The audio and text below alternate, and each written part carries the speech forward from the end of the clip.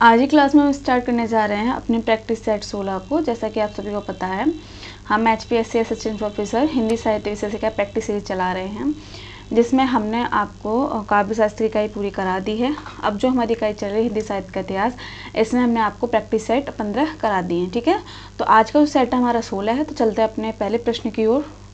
तो पहला प्रश्न है कि मानस में कितने घाटों का वर्णन मिलता है। जैसा कि आप सभी को पता है, इससे पहले जो हमारी क्लास हुई है भक्ति काल पर ही आधारित है, और किस भक्ति पर? राम भक्ति पर। ठीक है, उससे पहले हमने सूफी पर आधारित प्रश्न किए। अब चल रही राम भक्ति। अब इसी क्लास में देखिए, यहाँ पर आपकी राम भक्ति शाखा के साथ साथ कुछ प्रश्न आपको कृष्ण भक्ति शाखा के कवियों के भी मिलेंगे। ठीक, तो हमारा जो पहला प्रश्न है कि मानस में कितने घाटों का वर्णन मिलता है, यानी कि रामचरितमानस में तुलसीदास ने कितने घाटों का वर्णन किया। देखिए, महत्वपूर्ण है, प्रश्न ऐसे ही बनते हैं। अगर बात करें कि रामचरितमानस में कितने घाटों का वर्णन किया गया है, तो 4 घाट का वर्णन किया गया है। पहला घाट कौन सा है? राजघाट, याद कर लेनी है, राजघाट। दूसरा कौन सा है? पनघट, पनघट। तीसरा कौन सा है? पंचायती घाट, पंचायती घाट। और चौथा कौन सा है? गौ घाट, गौ घाट। अगर हम बात करें राजघाट की, तो राजघाट किन लोगों के लिए उपलब्ध किया है इन्होंने? तो इनका मानना है तुलसीदास का कि जो राजघाट है वो विशेष लोगों के लिए, विशेष लोग, ठीक है, जिस विशेष लोगों के लिए ये उपयुक्त होता था, और इसे क्या कहा जाता है? ज्ञान घाट। ठीक है, तो विशेष लोग कौन? जो क्या कहते हैं, जो संपत्ति में बढ़ चढ़कर हों, ठीक है, जो ज्ञानी है, विद्वान। ये मानना किसका है? रामचरितमानस में लिखा है तुलसीदास ने कि 4 घाटों का इन्होंने वर्णन किया, राजघाट का, पनघट का, पंचायती घाट, गौघाट। राजघाट में मैंने आपको बता दिया, ये विशेष जनों के लिए उपलब्ध होता था, इसीलिए इसे ज्ञान घाट कहा जाता था। और देखिए, यहाँ पर किसका संवाद देखने को मिल रहा है आपका? शिव पार्वती यहाँ पर क्या संवाद कर रहे हैं। ठीक है, तो ये चीज़ें भी आपको याद रखनी है। दूसरी, अब देखते हैं पनघट। अब जो पनघट है, ये किन के लिए उपलब्ध में आता था? तो ये पनघट है वो स्त्रियों से संबंधित था। और कैसी स्त्रियां? पतिव्रता, है ना, पतिव्रता स्त्रियों के लिए इस पर ये उपलब्ध में आता था। ठीक है, और अगर इसमें संवाद की हम बात करें, तो इस घाट के अंतर्गत कौन संवाद कर रहे हैं? तो देखिए, इसमें कर रहे हैं काक भुसुंडी, काक भुसुंडी और गरुड़ का संवाद देखने को मिल रहा है। ठीक है, आपको देखिए, संवाद भी कभी कभी प्रश्न ऐसे बन जाता है कि रामचरितमानस में किनके संवाद प्रदर्शित किए गए हैं या किस कैरेक्टर के संवाद नहीं है। तो देखिए, आपने 2 देख लिए, शिव पार्वती का पहले घाट में संवाद देखने को मिल रहा है, पनघट में जो स्त्रियों से संबंधित है, और स्त्रियां भी कौन सी? जो पतिव्रता हैं, जो किसी और पर पुरुष की छाया खुद पर ना पड़ने दें। ठीक, ये इसमें लिखा है। ठीक, तो इसमें संवाद कौन कर रहा है? काक भुसुंडी और गरुड़। अब चलते हैं पंचायती घाट पर। अब पंचायती घाट किन लोगों के लिए है? तो ये घाट है जनसाधारण के लिए, जनसाधारण के लिए उपलब्ध है। ठीक है, तो अब इसमें देखिए किसके संवाद देखने को मिल रहे हैं?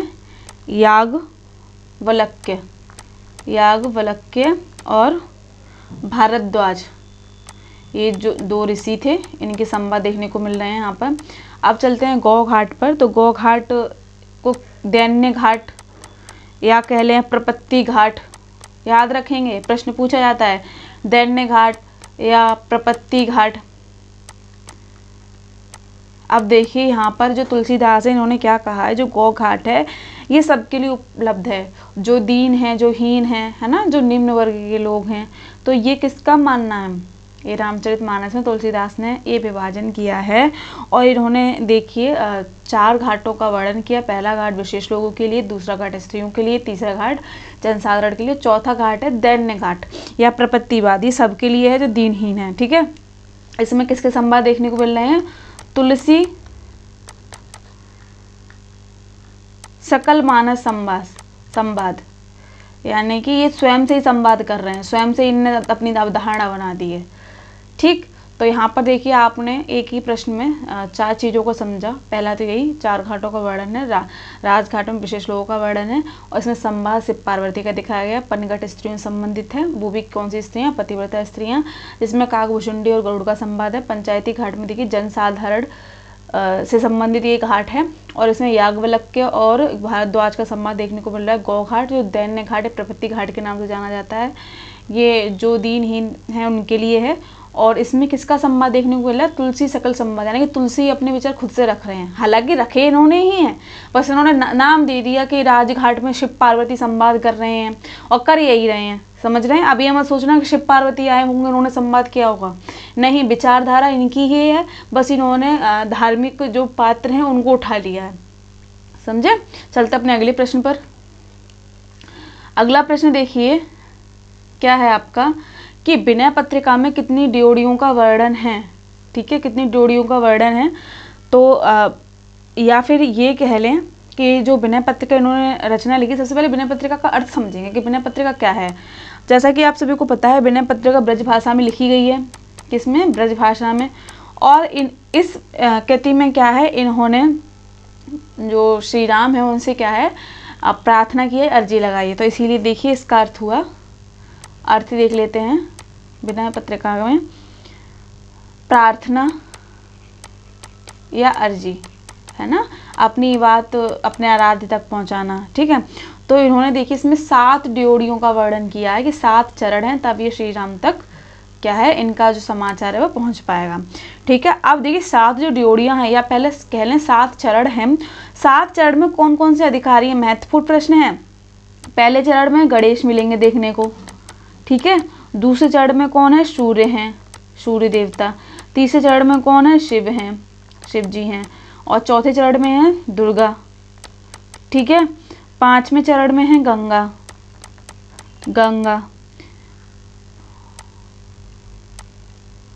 और 6ठे चरण में है यमुना,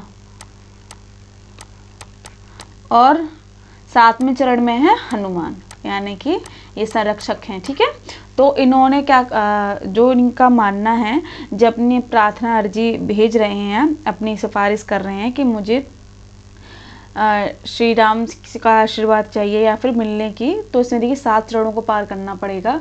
पहले के चरण पर गणेश हैं, दूसरे पे सूर्य हैं, तीसरे पे शिव हैं, चौथे पे दुर्गा है, और 5वें पे गंगा, और 6ठे पे यमुना, 7वें पे हनुमान। समझ आ रही है बात। तो अंत में जो ये जो समाचार पत्र भेज रहे हैं, या फिर कह लें अपना भावों को पत्र के माध्यम से भेज रहे हैं, तो इसे 7 चरण से होकर गुजरना पड़ेगा, ठीक है। तो ये सारी चीज़ें इन्होंने विनय पत्रिका में लिखी है, ठीक। चलते अपने अगले प्रश्न पर। अगला प्रश्न देखिए कि तुलसीदास को कली काल का वाल्मीकि किसने कहा। महत्वपूर्ण प्रश्न है, अब कथन से आ रहे हैं प्रश्न कि तुलसीदास को कली काल का वाल्मीकि किसने कहा। रामचंद्र शुक्ल ने कहा है, नाभादास ने कहा है, हजारी प्रसाद द्विवेदी ने कहा है, बच्चन सिंह ने कहा है। तो देखिए जो कली काल का वाल्मीकि है किसने कहा है, नाभादास ने। किसने कहा है, नाभादास ने, ठीक है। अगर हम बात करें हजारी प्रसाद द्विवेदी की, तो हजारी प्रसाद द्विवेदी ने देखिए इन्हें समन्वयकारी माना है, यानी कि ये सभी में समन्वय दिखाते हैं, ठीक। अगर हम बात करें रामचंद्र शुक्ल की, तो रामचंद्र शुक्ल ने देखिए तुलसीदास को क्या है, प्रेम प्रतिष्ठा के रूप में देखा है, ठीक। अगर बच्चन सिंह की हम बात करें, तो देखिए बच्चन सिंह ने क्या है, इन्हें महत्वपूर्ण है, याद रखेंगे, बच्चन सिंह ने इन्हें क्या कहा है, रूपकों का बादशाह, यानी कि जो उन्होंने कृतियां लिखी हैं उसमें जो रूपक अलंकार का वर्णन देखने को ज़्यादा मिलता है, ठीक है। तो रूपकों का बादशाह किसने कहा है, बच्चन सिंह ने कहा है। बच्चन सिंह के साथ देखिए लाला भगवान दीन ने भी, लाला भगवान दीन ने भी क्या है, इन्हें रूपकों का बादशाह कहा है। ध्यान रखेंगे इस चीज़ को, ठीक है। हजारी प्रसाद द्विवेदी ने तो कह ही दिया है कि तुलसीदास समन्वयकारी कवि हैं, सभी में समन्वय बिठाते हैं, ठीक। चलते हैं अपने अगले प्रश्न पर। तो अगला प्रश्न क्या है कि तुलसीदास को बुद्ध देव के बाद सबसे बड़ा लोक नायक किसने कहा। महत्वपूर्ण प्रश्न है। गियरसन ने कहा, रामविलास शर्मा ने कहा, उदय भानु ने कहा, रामचंद्र शुक्ल ने कहा। तो देखिए किसने कहा? ग्रियर्सन ने। ग्रियर्सन ने क्या बात कही है कि बुद्ध देव के बाद यदि भारत में कोई बड़ा लोक नायक आया तो वो कौन है? तुलसीदास। आप इस चीज़ को ऐसे समझेंगे, तुलसीदास ने जो अपनी कृति लिखी, रामचरितमानस जो इन्होंने लिखी, तो अब उनकी कृति को क्या है, एक धर्म विशेष से जोड़ दिया है ना, तभी तो उनकी कृति को इतनी सम्मान प्राप्त हुआ। अगर ये धर्म विशेष से ना जोड़ते तो क्या इनकी कृति को सम्मान प्राप्त होता? नहीं होता। ठीक है, तो इसी कारण इन्होंने देखिए क्या बोला है कि तुलसीदास बुद्ध देव के बाद सबसे बड़ा लोकनायक कहा जा सकता है। ठीक है, अगर हम बात करें रामविलास शर्मा की, तो देखिए रामविलास शर्मा ने इन्हें जातीय कवि कहा है, जातीय कवि। ठीक है, उदय भानु ने इन्हें उत्प्रेक्षाओं का बादशाह कहा है। अब इनका मानना ये है कि इनकी रचनाओं में क्या है, उत्प्रेक्षा जो अलंकार हैं वो देखने को ज़्यादा मिलते हैं। ठीक है, उत्प्रेक्षाओं का बादशाह। भाई अगर हम बात करें रामचंद्र शुक्ल की, तो रामचंद्र शुक्ल ने इन्हें अनुप्रास का बादशाह किया। अब इनका मानना ये है कि इन्होंने अनुप्रास अलंकार का ज़्यादा प्रयोग किया है। तो बच्चन सिंह ने या कह लें उदय भानु ने उत्प्रेक्षाओं का बादशाह कहा, भाई बच्चन सिंह ने इन्हें रूपकों का बादशाह कहा। ठीक है, अब रामचंद्र शुक्ल कह रहे हैं कि ये अनुप्रास के बादशाह हैं। तो देखिए विद्वानों में भी मतभेद हैं, हर किसी की अपनी विचारधारा होती है, उसी के अकॉर्डिंग ही क्या है ये लोग संज्ञा देते हैं किसी व्यक्ति को। ठीक है, अब वही बात समझने की है कि जो रचनाएं लिखी जाती हैं वो स्व अनुभूति के लिए लिखी जाती है। जैसे हम अभी कोई कविता लिखें, हम अभी कोई कहानी लिखें, अब उसमें हम अगर शब्द चयन अच्छा लिखेंगे, ठीक है, तो वो उत्कृष्ट बनेगी ही बनेगी। दूसरी बात आप ये चीज़ भी समझेंगे कि अगर हम किसी पर्टिकुलर एक धर्म को उठाते हैं, ठीक है, अब उसमें से वो पात्र लेते हैं और उस पर ही क्या है हम अपनी विचारधारा थोप दें, ठीक है, तो वो चीज़ तो जल्दी ही उठेगी। ये आप अपने आसपास देख ही रहे होंगे। तो जितना विवाद इन सारी चीज़ों पर होता है वो किसी की स्वकृति है।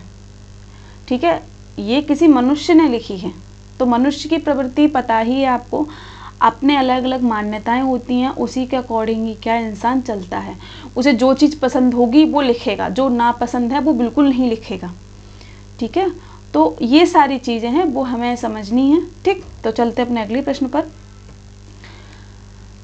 अगला प्रश्न है कथन से कि तुलसी का सारा काव्य समन्वय की विराट चेष्टा। जैसा कि मैंने आपको शुरू में ही बता दिया था कि हजारी प्रसाद द्विवेदी ने समन्वयकारी कहा। तो हजारी प्रसाद द्विवेदी क्या कहते हैं कि तुलसी का जो सारा काव्य है समन्वय की विराट चेष्टा है। अब जब हजारी प्रसाद द्विवेदी ने पढ़ा होगा तुलसीदास को, तो इन्होंने ये मानना होगा कि इन्होंने समन्वय किया है सब में।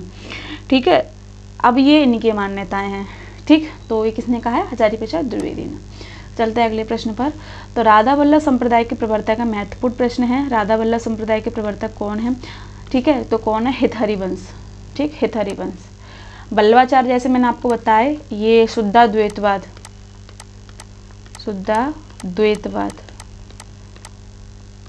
ठीक है, ये आपको ध्यान रखना है। विष्णु स्वामी भी देखिए वल्लभाचार्य से पहले विष्णु स्वामी ही थे इसके जो प्रवर्तक थे, लेकिन ख्याति किसे ज़्यादा प्राप्त हुई? वल्लभाचार्य को। ये चीज़ आप याद रखेंगे। चलते अगले प्रश्न की ओर। तो अध्यात्म रामायण किसकी रचना है? अब यहाँ पर आप रचना से प्रश्न लिया गया है कि अध्यात्म रामायण किसकी रचना है। देखिए आप अगर तुलसीदास की कृति रामचरितमानस को पढ़ते हैं तो उसमें प्रभाव किसका देखने को मिला है? अध्यात्म रामायण का।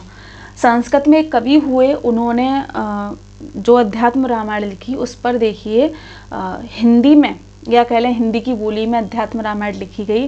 तो ये किसने लिखी है? माधवदास चरण ने। ठीक है, ठीक उसी प्रकार तुलसीदास ने अपने ग्रंथ का आधार किसे बनाया? अध्यात्म रामायण को।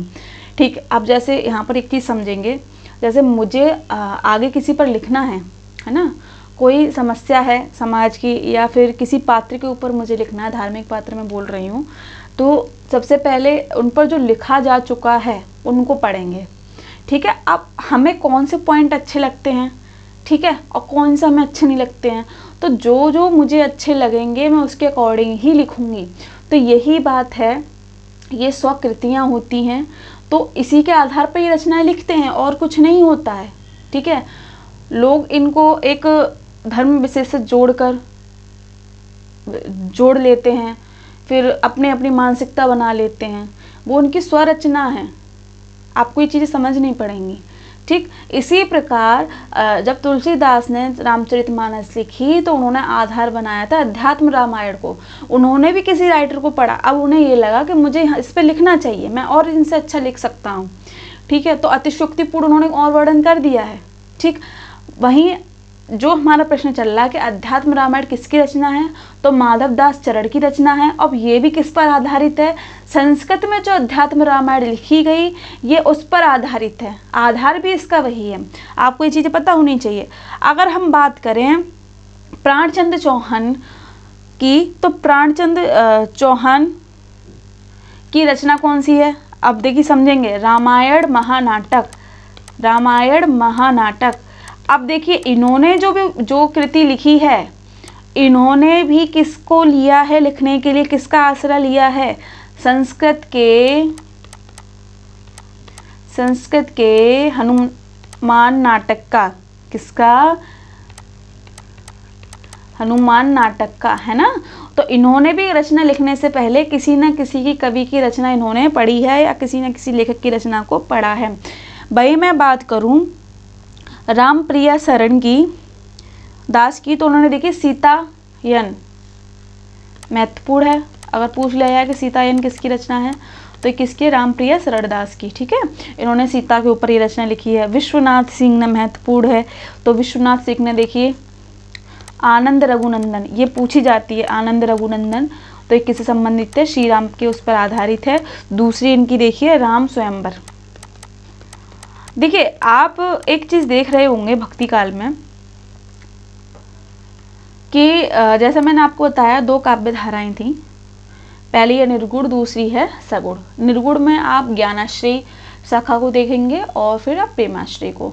तो देखिए उस टाइम पीरियड में जिस चीज का बोलबाला था, सब लोग एक निराकार ब्रह्मा को पूजने लगे, ठीक है, ज्ञान को, गुरु को महत्व देने लगे, तो वो सारी चीज़ें। तो आप देखिए एक टाइम पीरियड होता है किसी विचारधारा के चलने का, उस समय टाइम पीरियड था ज्ञानश्री काव्यधारा में जितने भी कवि आए, आप देखिए लाइन से उनके ही आपको मिलते जाएंगे।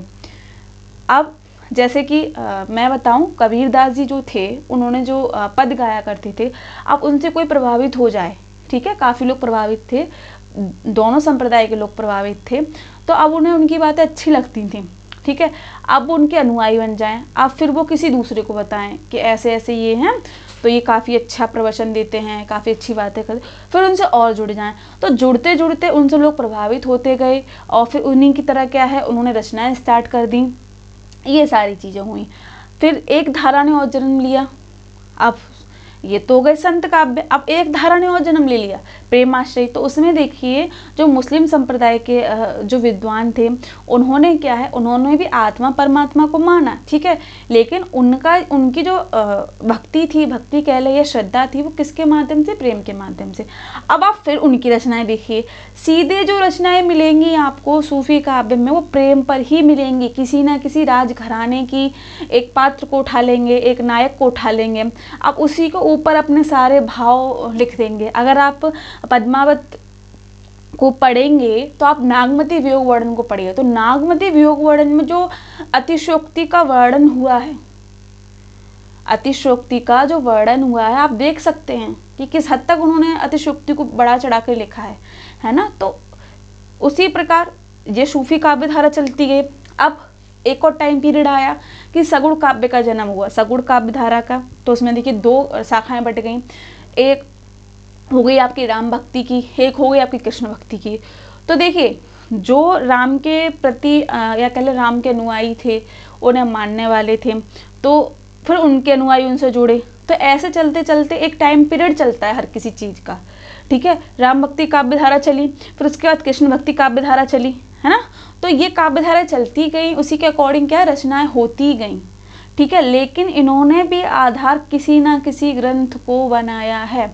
आप किसी टीचर के मार्गदर्शन में पढ़ रहे हो, ठीक है, आप उन्हें बहुत मानते हो, बहुत सम्मान देते हो, आप आगे टीचर बनोगे, तो उन्होंने जो आपको चीज़ें सिखाई हैं, बस आप उसमें थोड़ा सुधार कर दोगे, सुधारी तो कर दोगे, क्योंकि जैसे एक टाइम बीतता है सोच भी बदलती है, ठीक है, पर तरीके वही होते हैं, बस शब्दों का हेर फेर हो जाता है।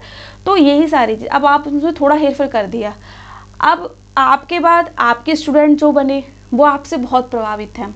अब वो आगे जो स्टूडेंट बनेंगे, सॉरी वो जब टीचर बनेंगे, ठीक है, तो वो आपकी बात में थोड़ा सा चेंज करके अपनी नई विचारधारा को ला देंगे, पर कनेक्ट रखेंगे आपसे।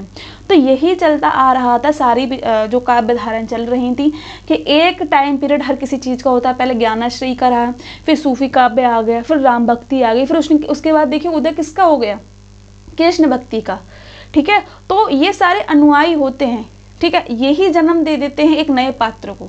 तो यही सारा साहित्य में चलता आ रहा था, और इसका प्रभाव देखिए आप समाज पे देख सकते हैं कि ये सारी चीज़ें समाज पर किस तरीके से प्रभाव डालती हैं। बाकी की आप खुद समझदार हैं कि ये स्वरचनाएं होती हैं, किसी न किसी विचारधारा से प्रभावित होती हैं। हर मनुष्य की अपनी विचारधारा होती है।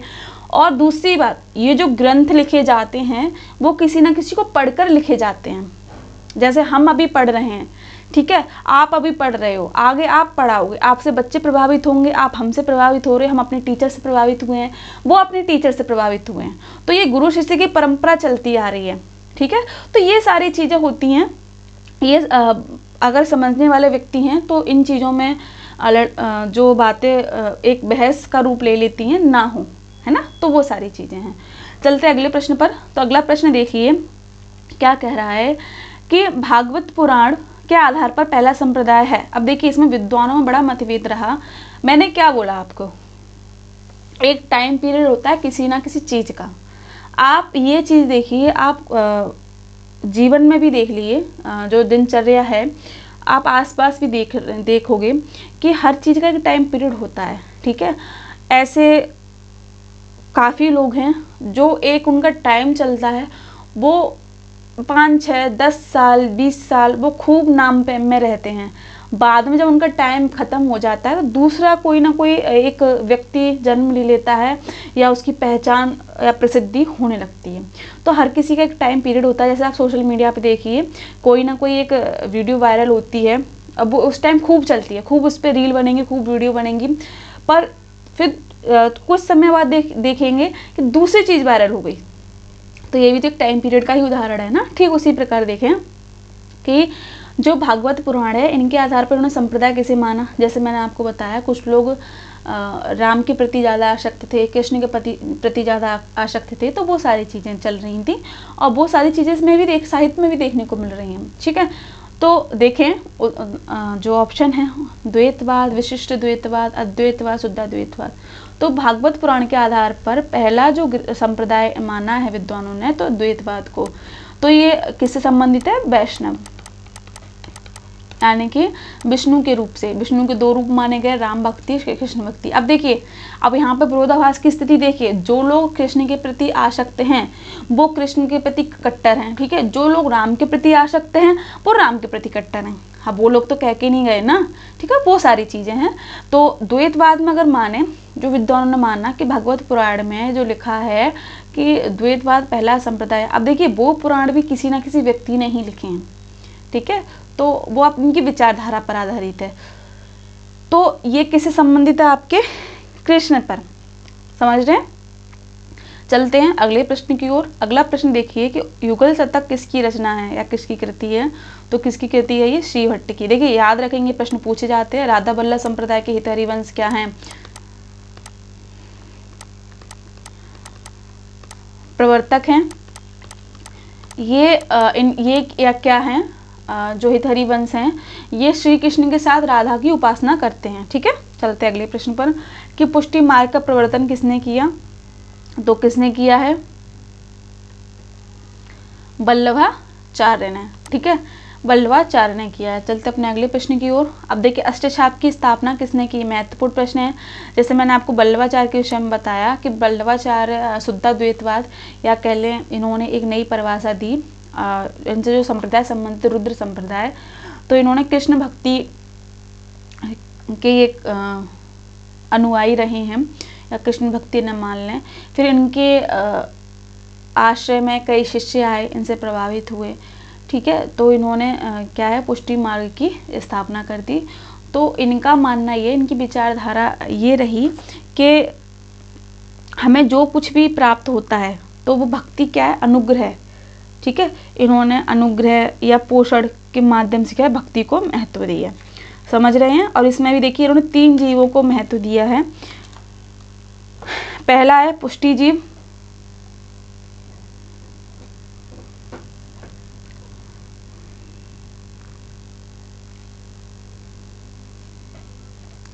जो बल्लवाचार्य है, इसमें मैंने आपको बताया कि इसका जो प्रवर्तन है बल्लवाचार्य ने किया, ठीक है। और जो पुष्टि है उसका अर्थ क्या है, पहले ये भी पता होना चाहिए। पुष्टि का अर्थ हो गया पोषण, पोषण। अब पोषण का अर्थ भी क्या हो गया, अनुग्रह, यानी कि ईश्वर से अनुग्रह या विनय करना, ठीक है, ये सारी चीज़ें। अब इसमें भी देखिए इन्होंने 3 जीव माने हैं, यानी कि 3 जो माध्यम है। पहला ये पुष्टि जीव, ठीक है, जीव की संज्ञा दी इन्होंने पुष्टि जीव। दूसरा है इनका मर्यादा, मर्यादा। तीसरा है प्रभा।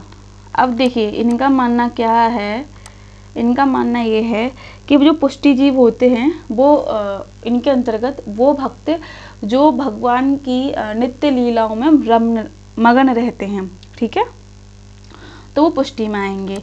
जो मर्यादा जीव है, जो वेदों का अनुसरण करता है, वो स्वर्ग को प्राप्त करता है। किसकी मान्यता है, बल्लवाचार्य की। किसकी मान्यता है ये, बल्लवाचार्य की, हमारी मान्यता नहीं है ये, ठीक है। प्रभा जीव जो सांसारिक, यानी कि आप प्रभाव जीव के अंतर्गत वो भक्त आएंगे जो सांसारिक जीवन में रह रहे हैं, ठीक है, उसके साथ भक्ति कर रहे हैं, वो कौन है, प्रभा जीव। तो इस माध्यम से भक्ति है। समझ आई आपको बातें। चलते अपने अगले प्रश्न की ओर। क्या अष्टछाप की स्थापना की, महत्वपूर्ण प्रश्न है ये। किसने की है, आपको पता होगा, विठलनाथ ने की है। कब की है, 1565 ईस्वी में की है, ठीक है। तो अष्टछाप की, अब देखिए अष्टछाप का अर्थ क्या हुआ, इसमें देखिए 8 कवियों को स्थान दिया गया है। और कौन से जो कवि हैं, कृष्ण भक्त, ठीक है, कृष्ण भक्त को इसमें स्थान मिला है, जिसमें 4 हैं बल्लवाचार्य के, बल्लवाचार्य के, और 4 हैं इनके, यानी कि विठलनाथ के। देखिए विठलनाथ किसके पुत्र थे, बल्लवाचार्य के, ये भी याद रखेंगे, ठीक है। अब देखिए अष्टछाप में सबसे पहले जो कवि कृष्ण भक्त आ रहे हैं, ठीक है। तो कृष्ण भक्त में कुंभन दास, शुरू के 4 जो होंगे ना वो किसके होंगे, बल्लवाचार्य के। कुंभन दास, फिर आ जाएंगे आपके सूरदास। देखिए आप सीरियल वाइज इनको याद रखेंगे, ये प्रश्न बनते हैं। परमानंद दास, परमानंद दास, कृष्णदास, कृष्णदास, ठीक है। ये तो होगा बल्लवाचार्य के 3 महत्वपूर्ण जो शिष्य थे। आप चल रहे हैं आपके विठलनाथ के, तो इसमें देखिए गोविंद स्वामी, गोविंद स्वामी, छीत स्वामी, छीत स्वामी, चतुर्भुज दास,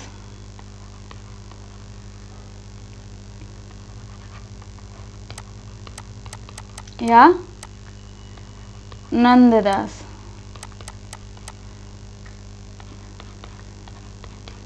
देखिए सबसे बड़े अगर देखें अष्टछाप में सबसे बड़े कवि हैं कुंभन दास, भक्त कवि, और सबसे छोटे हैं नंददास। याद रखेंगे इस चीज को, छोटे ये हैं बड़े, ठीक है। चलते अगले प्रश्न की ओर कि छीत स्वामी किसके शिष्य हैं, ये तो आपने यहाँ आगे वाले प्रश्न में देख ही लिया किसके हैं, ये विठलनाथ के। चलते अपने अगले प्रश्न की ओर।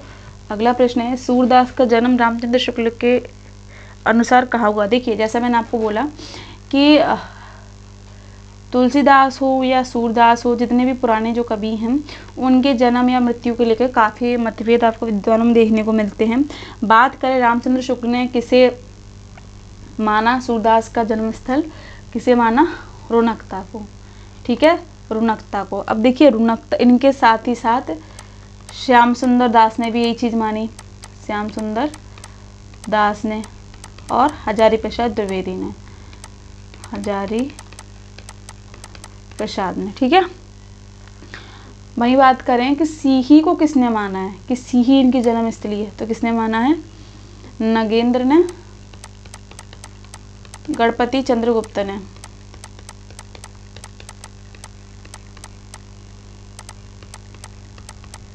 ठीक, चलते अपने अगले प्रश्न की ओर। सूरदास को पुष्टि मार्ग का जहाज किसने कहा, महत्वपूर्ण प्रश्न है, ये प्रश्न पूछा जाता है। किसने कहा है, विट्ठल नाथ ने। अगला प्रश्न देखें कि सूरदास की रचनाओं का संपादन सर्वप्रथम कहाँ हुआ, महत्वपूर्ण प्रश्न है। सूरदास की रचनाओं का संपादन सर्वप्रथम कहाँ हुआ था, काशी में, मथुरा में, कोलकाता में। तो कहाँ हुआ था, कोलकाता में। और किस नाम से हुआ था, आपको नाम भी पता होना चाहिए। तो क्या नाम था, राग कल्पद्रुम। ठीक है, इस नाम से क्या है, सूरदास की रचनाओं का संपादन देखने को मिलता है। तो आज की क्लास में हमने भक्ति काल की राम भक्ति और कृष्ण भक्ति से संबंधित प्रश्न किए। अगली जो क्लास होगी इसमें हम कृष्ण भक्ति के जो महत्वपूर्ण कवि हैं उनसे संबंधित प्रश्न देखेंगे। ठीक है, तो यदि आपको इस क्लास में कुछ भी समझ में नहीं आया है तो आप कमेंट बॉक्स में बता सकते हैं। ठीक, तो मिलते हैं आपको अपनी अगली क्लास में, तब तक बने रहें अपने चैनल के साथ। बहुत बहुत धन्यवाद।